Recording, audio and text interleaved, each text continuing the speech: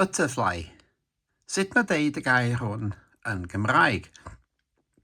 Cofiwch, os ydych chi'n hoff o'r math yma drafodaethau, cliciwch ar subscribe a rhannwch y postiad. Rwan ta, dwi wedi gychwyn trwy edrych ar y llyfr hynod hwn. The Linguistic Geography of Wales. Llyfr pren erbyn hyn a gyhoeddwyd yn 1973. A'r hyn ydy astudiaeth o dafodieithoedd Cymru. Geirfa yn unig gweitha'r modd. A rhywfaint ynganiad.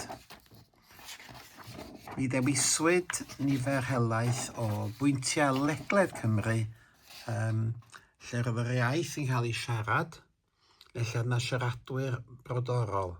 A fel gwelwch chi, mae bron pob rhan o Gymru ar wahân i Little England Beyond Wales a de Sir Faes Yfed yma. Reit draw i ddwyrain Morgannwg.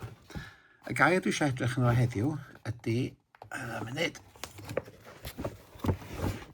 butterfly. A dyma'r map fan hyn.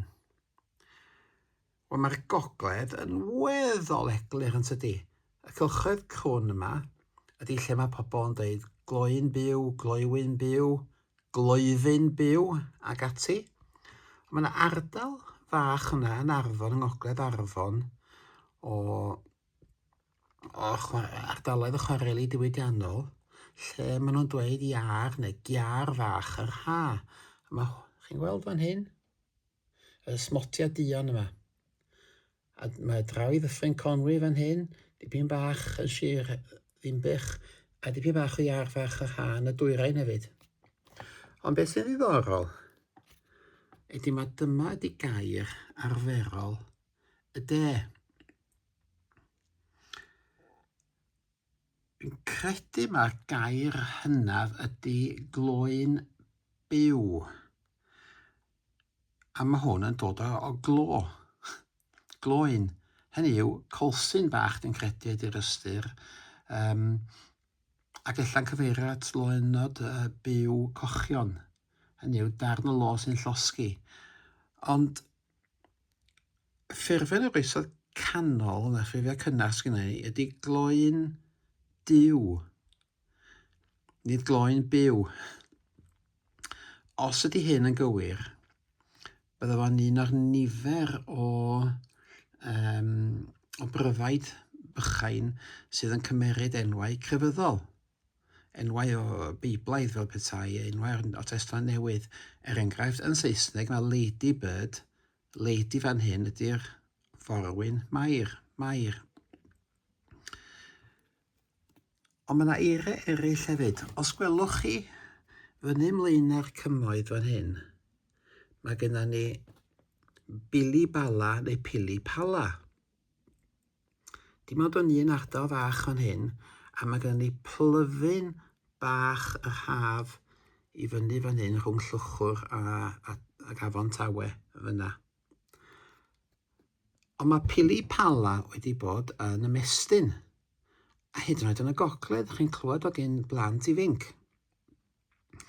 Wel, y rheswm am hyn, mae debyg, ydy bod yna raglen dyledu blant wedi bod yn yr 80au yr enw Pilipala, efo llun creadur bychan hwn yn hedfan. Ac felly mae hwn wedi disodli gloyn byw ag ati mewn ambell i le, ac wedi dod yn enw safonol. Mae hyd yn oed wedi rhoi enw Pilipalas yn Sir Fôn, un o'r canolfannau lle ydych chi'n gallu mynd i weld anifeiliaid ag ati, pryfaid. Rwan, beth am, dwi eisiau troi rwan at yr hyn sy'n y llyfr yma, amrywiaeth. A casgliad sydd yma o'r hyn, mae y pobl ni ddweud heddiw. Rwan, ym Mangor ganrif yn ôl yn the Welsh Vocabulary, the Bangor District, mae gofnodwyd gloyn, gloewyn, gloefyn, glwyfyn. Yn anodd gwybod beth ydy pwysigrwydd gloewyn yma, a dyma di'r ffurf wreiddiol ynta, ydy gloywyn wedi datblygu o glo, oherwydd bod llawer o'r creaduriaid yma yn llachar.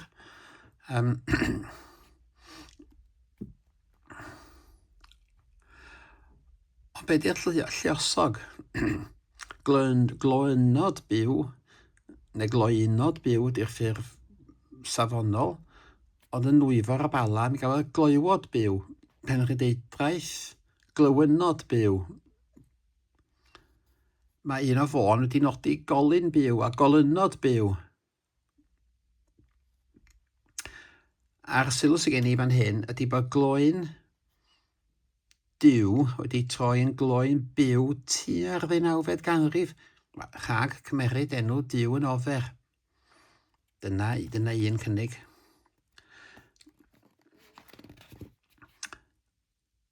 Rwan, da ni ddim yn gwybod o le, mae iar fach yr haf yn ddigon digon hawdd i egluro. Sori, yn y 70au oedd y rhaglen Pili Palas, os dwi'n cofio'n iawn. Ac felly mae hwn wedi tyfu yn yr ysgolion fel y ffurf safonol.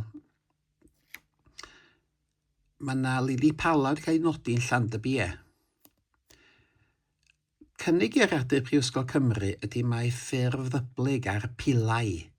Gloyn byw ydy pila pala. Ond mae tarddiad pilau ei hun yn anhysbys.